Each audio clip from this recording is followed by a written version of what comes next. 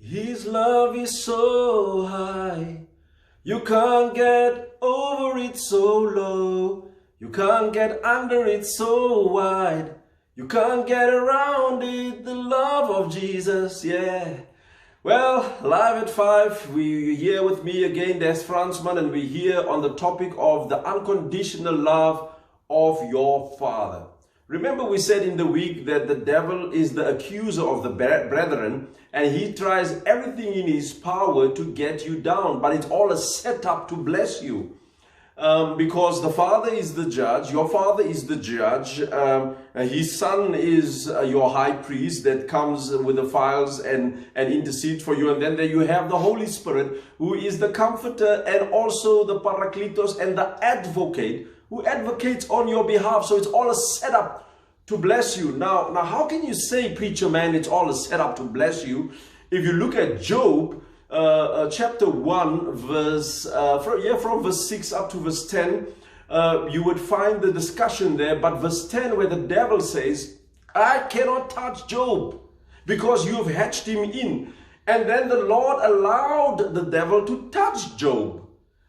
But I'm more interested in the last chapter of Job, Job 42, considering verse 12. In verse 12, the word of the Lord says, so the Lord blessed Job much more than what he had before. 12 times what he had before. That's what Job 42, the last chapter, says, considering verse 12.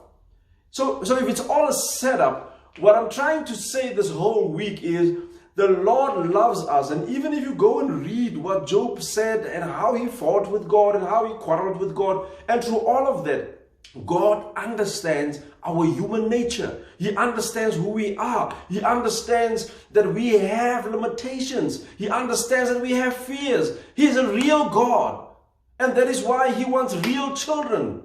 His word says, those that worship him must worship him in spirit and in truth. The Lord doesn't want pie in the sky, busy, amen, worshippers that lies to him. If you're down, you tell your Father, Father, I'm down today. If you don't feel good, you tell, I'm not feeling good. But realize and know this one thing. It's all a setup to bless you. And if I was you, I was going to trust God with his unconditional love. I was going to believe that he loves me for no reason at all. The scripture that we did yesterday. He loves me for no reason at all. I did nothing to deserve his love.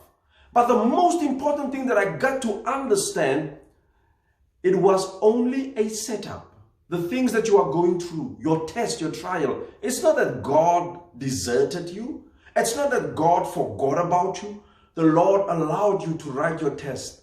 You know what I've learned? I've learned that the teacher, the educator, will educate and teach right through the term.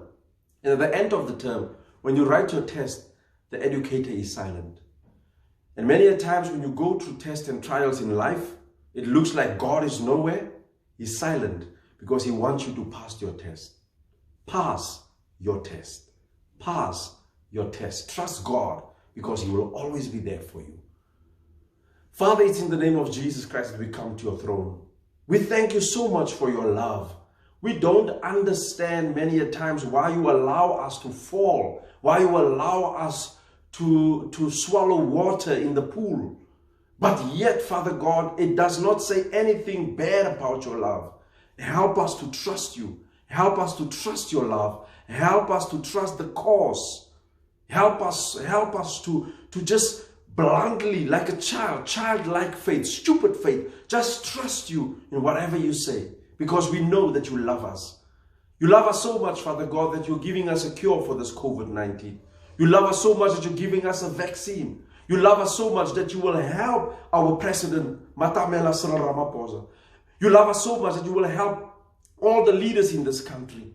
You will help all, Father God, the pastors, the faith-based leaders. You will help all your children.